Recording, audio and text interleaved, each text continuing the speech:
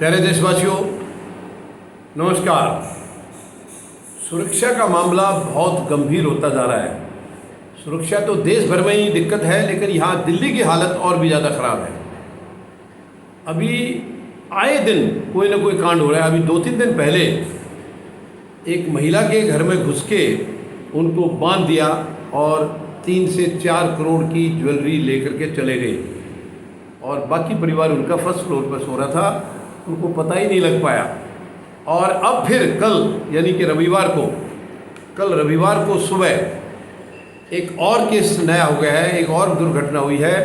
यानी civil lines के अंदर एक 77 वर्षीय 77 ईयर्स ओल्ड एक कारोबारी थे, रियल एस्टेट के कारोबारी थे, राम किशोर अग्रवाल, उनको मौत के घाट उतार दिया है, उनकी हत्या कर दी गई है।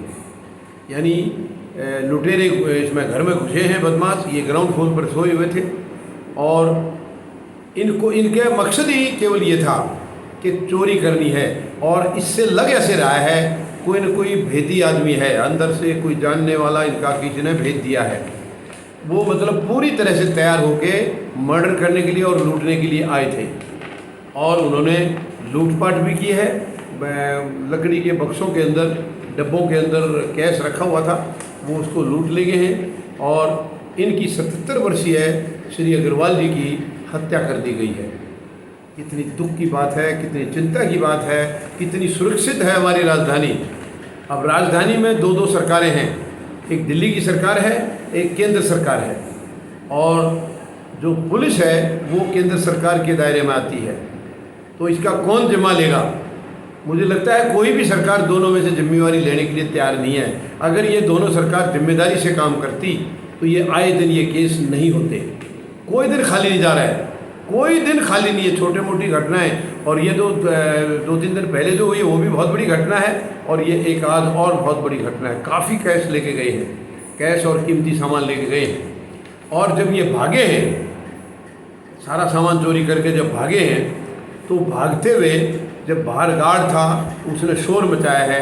उसके बाद पड़ोसी भी उठे हैं, और फर्स्ट फ्लोर पर जो इनके और परिवार के जो सदस्य सो रहे थे वो भी उठे हैं, नीचे आए हैं। जब उन्होंने देखा है तो खून में लथपथ इनकी डेड बॉडी पड़ी हुई थी। एक किस्म से ये मर चुके थे उसी टाइम पर, लेकिन फिर इसके बावजूद ये डॉक्टर के पास लेके गए हैं, हॉस्पिटल में ले गए हैं, जहां उन्होंने ब्रॉड डेड घोषित किया है। ये बहुत गंभीर मसला है, सुरक्षा का मसला बहुत गंभीर है। और मैं तो ये समझता हूँ, क्या ऐसी घटनाएं होने के बाद कोई गृह मंत्री या कोई मुख्यमंत्री या कोई प्रधानमंत्री कोई इस्तीफा देंगे? ये आए दिन घटनाएं हो रही, तो आप लोग किस चीज़ के मंत्री हैं, किस चीज़ के मुख्यमंत्री और प्रधानमंत्री हैं? आप अपने प्रदेश को या देश को आप सुरक्षा नहीं दे सकते, तो और आप क्या देंगे? इसके अलावा आप क्या देंगे? सुरक्षा आपको कहीं से लानी नहीं है, आपके अंडर में है सुरक्षा, लेकिन वो सुरक्षा शायद आप अपने लिए यूज़ कर रहे हैं, पर्सनल यूज़ के लिए, अपने चहेतों के लिए यूज़ कर रहे हैं। कितनी शर्म की बात है। आए दिन घटनाएं हो रही हैं। पहले जरा सी भी कोई, मैं किसी सरकार की तारीफ नहीं कर रहा हूँ, लेकिन पहले की सरकारों में चाहे वो भ्रष्टाचार वगैरह कुछ भी होता रहा है, लेकिन इतनी जिम्मेवारी ज़रूर थी कि वो अपनी रिस्पॉन्सिबिलिटी समझते थे, सुरक्षा का कहीं ना कहीं ज़रूर ध्यान रखते थे। आज कोई कुछ कहने वाला नहीं है, कोई सुनने वाला नहीं है, कोई पूछने वाला नहीं है। ये बहुत चिंता की बात है, और बहुत गंभीरता से इसको लेना होगा। कोई भी सरकार जिम्मेदार नहीं है। बताइए, 77 साल के बुजुर्ग की हत्या कर दी गई है, और धन भी लूट ले गए। 2-3-4 दिन पहले 3 से 4 करोड़ की ज्वेलरी लूटी थी। आए दिन कैसे हो रहे हैं ये? यानी बदमाश बेखौफ कैसे घूम रहे हैं? तो पुलिस क्या कर रही है? पुलिस कहाँ है? कौन जवाब देगा पुलिस का? राज्य सरकार देगी या केंद्र सरकार देगी, या दोनों में से कोई नहीं? एक गंभीर चिंता का विषय है। सभी देशवासियों को इसके ऊपर गौर करनी होगी, क्योंकि इस किस्म की घटनाएं अगर रोज़ होती रही तो सुरक्षित हमारे में से कोई भी नहीं है। आज किसी एक का नंबर है, कल किसी दूसरे का आ जाएगा, परसों हमारा भी आ जाएगा। तो ये एक बहुत गंभीर मसला है। इसके ऊपर हम सबको विचार करना होगा, और सरकारों को कटघरे में खड़ा करना होगा। क्यों सरकार इसके ऊपर काम नहीं कर रही है?